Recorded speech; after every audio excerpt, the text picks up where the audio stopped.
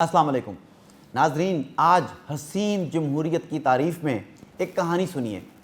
एक दफ़ा का जिक्र है कि एक सफ़ेद पोश साहब जी ने बस कंडक्टर को किराया देने के लिए अपनी जेब में हाथ डाला तो साथ बैठे अजनबी ने इनका हाथ सख्ती से पकड़ कहा, नहीं साहब जी नहीं, आपका किराया मैं दूंगा। साहब जी ने कहा कि मैं अपना किराया खुद दूंगा, लेकिन अजनबी था कि अपनाइयत की बुलंदियों को छू रहा था।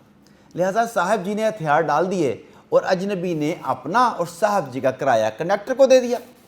मतलूबा स्टॉप पर साहब जी बस से उतरे और ख़रीदारी के लिए जैसे ही जेब में हाथ डाला वो सर थाम कर ज़मीन पर बैठ गए।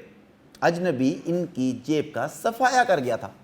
इत्तेफाक से दूसरे दिन बाजार में हाजी साहब ने इस चोर को पकड़ लिया, मगर ये क्या, वो चोर साहब जी के गले लगकर ज़ारो के तार रोने लगा और कहा कि प्लीज़ मुझे माफ़ कर दें, चोरी मुझे रास नहीं, चोरी के माल की वजह से मेरी बेटी मर गई। इस दुखी कहानी पर सफ़ेद पोश शहरी का दिल पसीज गया और उसने चोर को माफ़ कर दिया। चोर चला गया, मगर जाते जाते एक मर्तबा फिर बाबूजी की जेब का सफाया कर गया।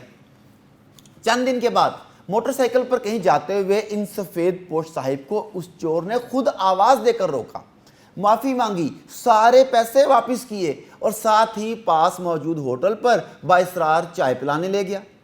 जेब कुतरे ने जल्दी जल्दी अपनी चाय ख़त्म की, साहब से इजाज़त ली और ये जा वो जा।